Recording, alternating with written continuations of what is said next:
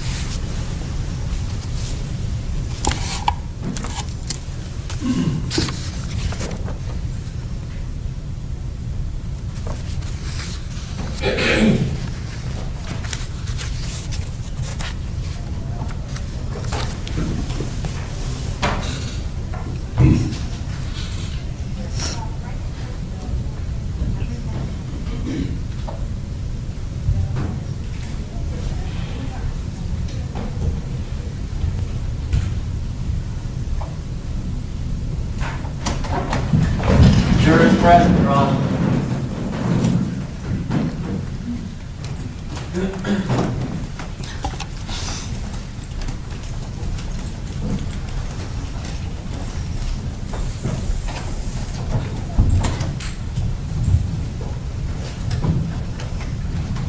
Please be seated. Ladies and gentlemen, while you're getting settled in, I'm going to ask you my questions. If your answer is yes, please raise your hand. During the lunch recess, did any of you have any discussions amongst yourselves or with anybody else about this case? No hands are being raised. Did any of you read or listen to any radio, television, or newspaper reports about the case? No hands are being raised. Did any of you use any type of an electronic device to get on the internet to do any independent research about the case, people, places, things, or terminology? No hands are being raised. And finally, did any of you read or create any emails, text messages, tweets, blogs, or social networking pages about the case? Thank you very much. This time, ladies and gentlemen of the jury, I thank you for your attention during this trial. Please pay attention to the instructions that I am about to give you. The packet from which I'm reading will go back into the jury room with you, so you don't need to take notes. George Zimmerman, the defendant in this case, has been accused of the crime of second-degree murder. In this case, George Zimmerman is accused of second-degree murder, a killing that is excusable or was committed by the use of justifiable deadly force is lawful. If you find Trayvon Martin was killed by George Zimmerman, you will then need to consider the circumstances surrounding the killing in deciding if the killing was murder in the second degree or was manslaughter, or whether the killing was excusable or resulted from justifiable use of deadly force.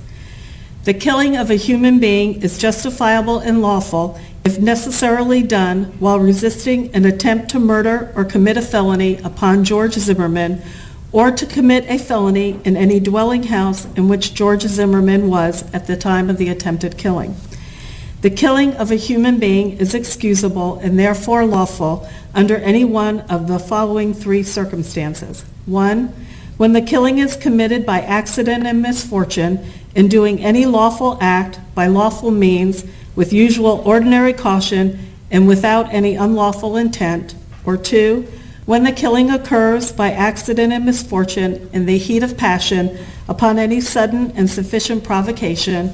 Or 3, when the killing is committed by accident and misfortune resulting from a sudden combat, if a dangerous weapon is not used and the attempted killing is not done in a cruel and unusual manner. Dangerous weapon is any weapon that, taking into account the manner in which it is used, is likely to produce death or great bodily harm. I now instruct you on the circumstances that must be proved before George Zimmerman may be found guilty of second-degree murder or any lesser crime. To prove the crime of second-degree murder, the state must prove the following three elements beyond a reasonable doubt. 1, Trayvon Martin is dead. 2, the death was caused by the criminal act of George Zimmerman. 3, there was an unlawful killing of Trayvon Martin by an act eminently dangerous to another and demonstrating a depraved mind without regard for human life. An act includes a series of related actions arising from and performed pursuant to a single design or purpose. An act is eminently dangerous to another and demonstrating a depraved mind if it is an act or a series of acts that a person of ordinary judgment would know is reasonably certain to kill or do serious bodily injury to another and is done from ill will, hatred, spite, or evil intent, and is of such a nature that the act itself indicates an indifference to human life. In order to convict of second-degree murder, it is not necessary for the state to prove George Zimmerman had an intent to cause death. If you find that George Zimmerman committed second-degree murder, and you also find beyond a reasonable doubt that during the commission of the crime he discharged a firearm, and in doing so caused great bodily harm to or the death of Trayvon Martin, you should find George Zimmerman guilty of second-degree murder with discharge of a firearm causing great bodily harm or death. If you find that George Zimmerman committed second-degree murder, and you also find beyond a reasonable doubt that during the commission of the crime he discharged a firearm, you should find George Zimmerman guilty of second-degree murder with discharge of a firearm. If you find that George Zimmerman committed second-degree murder, and you also find beyond a reasonable doubt that during the commission of the crime he actually possessed a firearm, you should find George Zimmerman guilty of second-degree murder with actual possession of a firearm. A firearm is legally defined as any weapon which is designed to, or may readily be converted to expel a projectile by the action of an explosive. To actually possess a firearm means that George Zimmerman carried a firearm on his person or had a firearm within immediate physical reach with ready access with the intent to use the firearm during the commission of the crime. In considering the evidence, you should consider the possibility that although the evidence may not convince you that George Zimmerman committed the main crime of which he is accused, there may be evidence that he committed other acts that would constitute lesser included crime. Therefore, if you decide that the main accusation has not been proved beyond a reasonable doubt, you will next need to decide if George Zimmerman is guilty of any lesser included crime. The lesser crime indicated in the definition of second-degree murder is manslaughter. The killing of a human being is justifiable and lawful if necessarily done while resisting an attempt to murder or commit a felony upon George Zimmerman, or to commit a felony in any dwelling house in which George Zimmerman was at the time of the attempted killing. The killing of a human being is excusable and therefore lawful under any one of the following three circumstances. 1, when the killing is committed by accident and misfortune in doing any lawful act by lawful means with usual ordinary caution and without any unlawful intent. Or 2, when the killing occurs by accident and misfortune in the heat of passion upon any sudden and sufficient provocation. Or 3, when the killing is committed by accident and misfortune resulting from a sudden combat if a dangerous weapon is not used and the attempted killing is not done in a cruel and unusual manner. Dangerous weapon is any weapon that, taking into account the manner in which it is used, is likely to produce death or great bodily harm. To prove the crime of manslaughter, the state must prove the following two elements beyond a reasonable doubt. 1, Trayvon Martin is dead. 2, George Zimmerman intentionally committed an act or acts that caused the death of Trayvon Martin. George Zimmerman cannot be guilty of manslaughter or committing a merely negligent act, or if the killing was either justifiable or excusable homicide. Each of us has a duty to act reasonably toward others. If there is a violation of that duty without any conscious intention to harm, that violation is negligence. The killing of a human being is justifiable homicide and lawful if necessarily done while resisting an attempt to murder or commit a felony upon George Zimmerman, or to commit a felony in any dwelling house in which George Zimmerman was at the time of the killing. The killing of a human being is excusable and therefore lawful and under any one of the following three circumstances. 1, when the killing is committed by accident and misfortune in doing any lawful act by lawful means with usual ordinary caution and without any unlawful intent. Or 2, when the killing occurs by accident and misfortune in the heat of passion upon any sudden and sufficient provocation. Or 3, when the killing is committed by accident and misfortune resulting from a sudden combat if a dangerous weapon is not used and the killing is not done in a cruel or unusual manner. In order to convict of manslaughter by act, it is not necessary for the state to prove that George Zimmerman had an intent to cause death, only an intent to commit an act that was not merely negligent, justified, or excusable and which caused death. If you find George Zimmerman committed manslaughter, and you also find beyond a reasonable doubt that during the commission of the manslaughter, George Zimmerman carried, displayed, used, threatened to use, or attempted to use a firearm, you should check the appropriate box on the verdict form, which I will discuss with you later in these instructions. The definition of firearm has previously been provided in these instructions.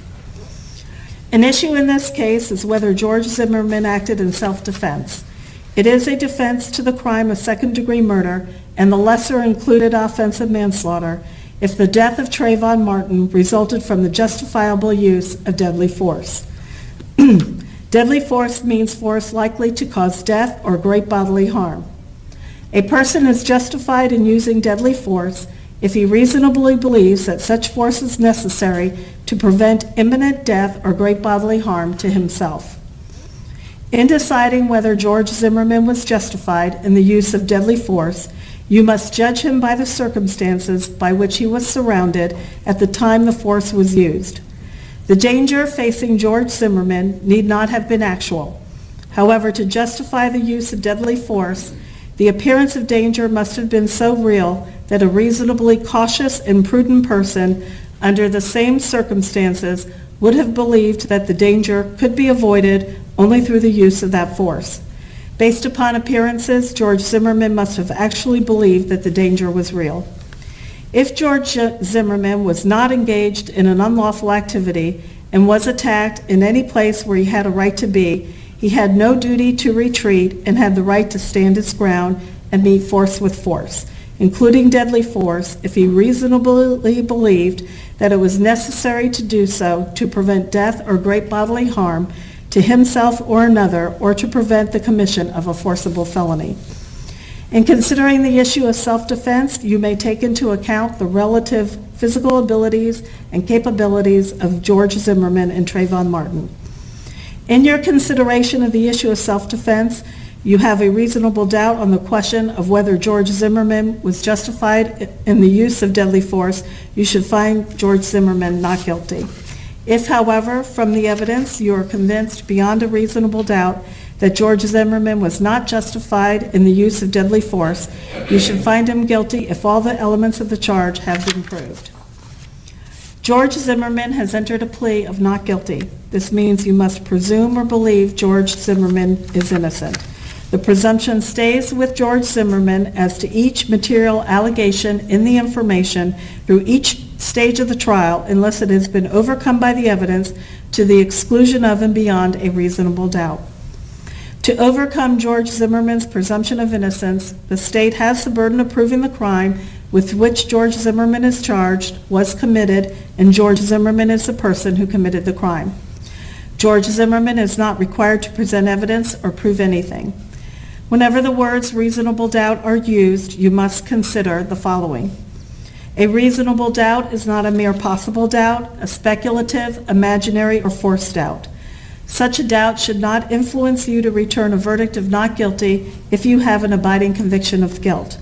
On the other hand, if after carefully considering, comparing, and weighing all of the evidence, there is not an abiding conviction of guilt, or if having a conviction, it is one which is not stable, but one which wavers and vacillates, then the charge is not proved beyond every reasonable doubt, and you must find George Zimmerman not guilty because the doubt is reasonable.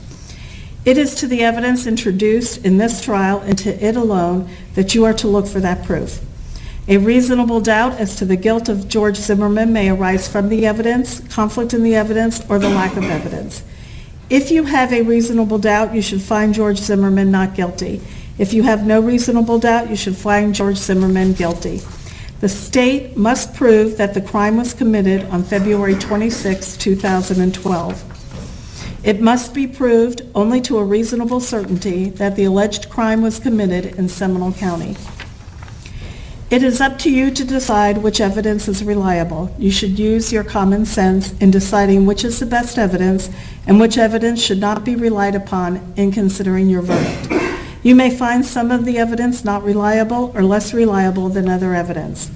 You should consider how the witnesses acted as well as what they said. Some things you should consider are: did the witness seem to have an opportunity to see and know the things about which the witness testified? Did the witness seem to have an accurate memory? Was the witness honest and straightforward in answering the attorney's questions? Did the witness have some interest in how the case should be decided? Does the witness's testimony agree with the other testimony and other evidence in the case? Did the witness at some other time make a statement that is inconsistent with the testimony he or she gave in court? It is entirely proper for a lawyer to talk to a witness about what testimony the witness would give if called to the courtroom. The witness should not be discredited by talking to a lawyer about his or her testimony. You may rely upon your own conclusion about the witness. A juror may believe or disbelieve all or any part of the evidence or the testimony of any witness. Expert witnesses are like other witnesses with one exception. The law permits an expert witness to give his or her opinion. However, an expert's opinion is only reliable when given on a subject about which you believe him or her to be an expert. Like other witnesses, you may believe or disbelieve all or any part of an expert's testimony.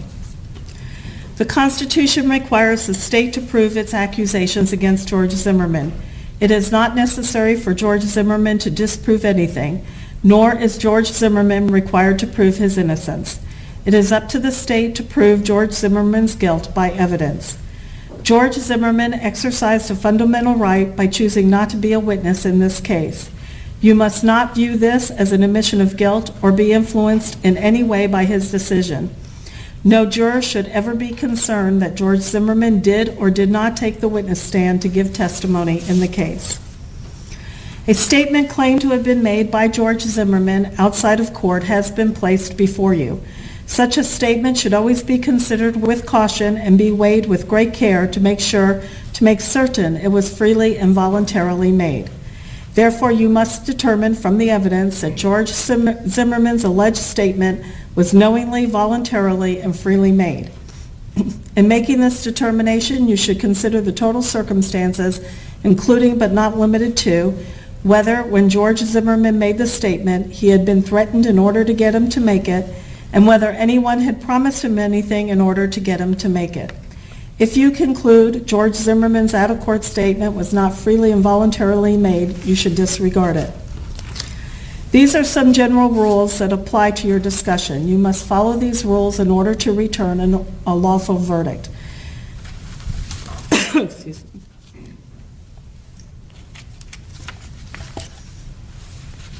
You must follow the law as it is set out in these instructions. If you fail to follow the law, your verdict will be a miscarriage of justice. There is no reason for failing to follow the law in this case. All of us are depending upon you to make a wise and legal decision in this matter. This case must be decided only upon the evidence that you have heard from the testimony of the witnesses and have seen in the form of the exhibits and evidence and these instructions. This case must not be decided for or against anyone because you feel sorry for anyone or are angry at anyone. Remember, the lawyers are not on trial. Your feelings about them should not influence your decision in this case. Your duty is to determine if George Zimmerman has been proven guilty or not in accord with the law. It is the judge's job to determine a proper sentence if George Zimmerman is found guilty. Whatever verdict you render must be unanimous. That is, each juror must agree to the same verdict. Your verdict should not be influenced by feelings of prejudice, bias, or sympathy. Your verdict must be based on the evidence and on the law contained in these instructions. During this trial, I have permitted you to take notes. You will be allowed to take those notes into the jury room during deliberations. You are instructed that your notes are a tool to aid in your individual memory. You should not compare your notes with those of other jurors in determining the content of any testimony or in evaluating the importance of any evidence. Notes are for the note-taker's personal use in refreshing his or her recollection of the evidence. They are not evidence. Above all, your memory should be your greatest asset in your recollection of the evidence. Deciding a verdict is exclusively your job. I cannot participate in that decision in any way. Please disregard anything I may have said or done that made you think I preferred one verdict over another. You may find George Zimmerman guilty as charged in the information or guilty of such lesser included crime as the evidence may justify or not guilty. If you return a verdict of guilty, it should be for the highest offense which has been proven beyond a reasonable doubt. If you find that no offense has been proven beyond a reasonable doubt, then of course your verdict must be not guilty. Only one verdict may be returned as to the crime charged. This verdict must be unanimous. That is, all of you must agree to the same verdict. The verdict must be in writing, and for your convenience, the necessary form of verdict has been prepared for you. It is as follows. It reads at the top: in the Circuit Court of the 18th Judicial Circuit in and for Seminole County, Florida, case number 2012 CF 1083A, State of Florida versus George Zimmerman. Verdict. Under the word verdict, there are 3 lines. Next to the first line, it reads, "We, the jury, find George Zimmerman guilty of murder in the second degree as charged in the information." Next to the second line, it reads, "We, the jury, find George Zimmerman guilty of manslaughter, a lesser included offense." Next to the third line, it reads, "We, the jury, find George Zimmerman not guilty." You're to place an X on the line that reflects your verdict. Under that, it says special findings. If you find George Zimmerman guilty of murder in the second degree, you must choose one of the following. There are 4 lines. Next to the first line, it reads, "We find that George Zimmerman discharged a firearm causing death or great bodily harm to another during the commission of this offense." Next to the second line, it reads, "We find that George Zimmerman discharged a firearm without causing death or great bodily harm to another during the commission of the offense." Next to the third line, it reads, "We find that George Zimmerman actually possessed but did not discharge a firearm during the commission of the offense." Next to the fourth line, it reads, "We find that George Zimmerman did not actually possess or discharge a firearm during the commission of the offense." If you find George Zimmerman guilty of manslaughter, you must choose one of the following. There are 2 lines.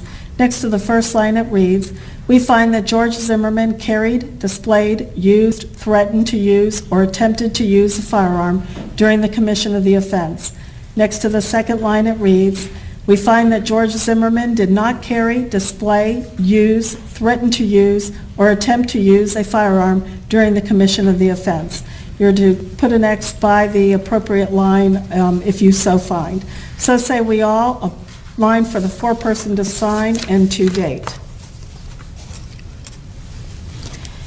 In just a few moments, you will be taken to the jury room by the court deputy. The first thing that you should do is choose a foreperson who will preside over your deliberations. The foreperson should see to it that your discussions are carried on in an organized way and that everyone has a fair chance to be heard. It is also the foreperson's job to sign and date the verdict form when all of you have agreed on a verdict and to bring the verdict form back to the courtroom when you return. During deliberations, jurors must communicate about the case only with one another and only when all jurors are present in the jury room. You are not to communicate with any person outside the jury about this case. Until you have reached a verdict, you must not talk about this case in person or through the telephone, writing, or electronic communication, such as a blog, Twitter, email, text message, or any other means. Do not contact anyone to assist you during deliberations. These communication rules apply until I discharge you at the end of the case. If you become aware of any violation of these instructions or any other instruction I have given in this case, you must tell me by giving a note to the court deputy. If you need to communicate with me, send a note through the court deputy, signed by the foreperson. If you have questions, I will talk with the attorneys before I answer, so it may take some time. You may continue your deliberations while you wait for my answer. I will answer any questions, if I can, in writing or orally here in open court. Your verdict finding George Zimmerman either guilty or not guilty must be unanimous. The verdict must be the verdict of each juror as well as the jury as a whole. During the trial, items were received into evidence as exhibits. You may examine whatever exhibits you think will help you in your deliberations. These exhibits will be sent into the jury room with you when you begin to deliberate. In closing, let me remind you that it is important that you follow the law spelled out in these instructions in deciding your verdict. There are no other laws that apply to this case. Even if you do not like the laws that must be applied, you must use them. For 2 centuries, we have lived by the Constitution and the law. No juror has the right to violate rules we all share. At this time, if all of you will please take your notes with you and follow Deputy Jarvis back into the jury.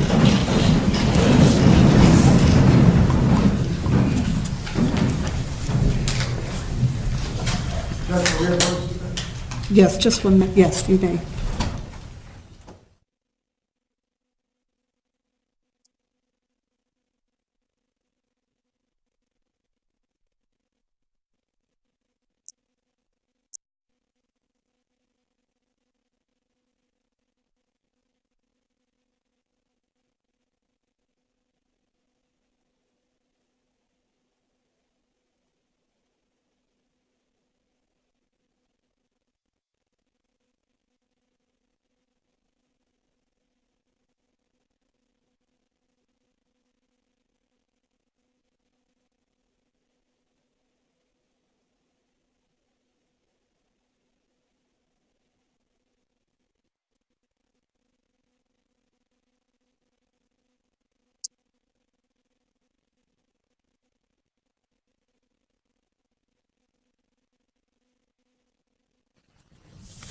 Is there any, just so everybody knows, the alternates E54, E13, and E28 have been separated, have not gone back with the jurors, and they will be discharged given their proof that they've been here on this jury all the time to bring back to their employers. Is there anything else we need to take up before we recess? Okay, counsel, if you'll please leave your phone numbers with the clerk.